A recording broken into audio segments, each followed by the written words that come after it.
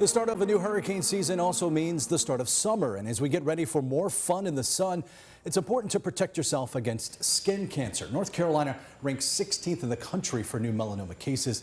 Now on your side's Claire Mollet is here now. And Claire, you spoke with a dermatologist today. What do we need to know about this particular cancer? Yeah, Ken, dermatologists tell me that skin cancer is actually the #1 most common type of cancer, and they say there are so many ways to prevent it. And although certain skin types are more prone to skin cancer, too much sun is dangerous to all of us.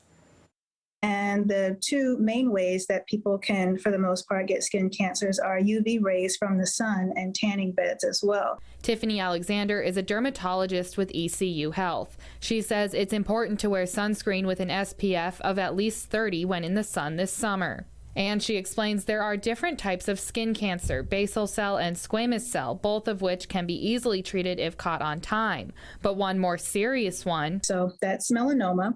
And that's, like I said, it's the least common, but it can be the most deadly. However, she says even melanoma can be easily treated if caught before it spreads, and there are a few ways to look out for it. So we like to say watch out for the ABCDEs of melanoma. And those stand for asymmetric, border, color, diameter, and evolving. So look for a mole that may be asymmetric. And as far as B, the border, any sort of moles with jagged or irregular borders. And then C, look for variations in color. So maybe one aspect is a light brown or one is very dark brown or black. That's something we'd look at further.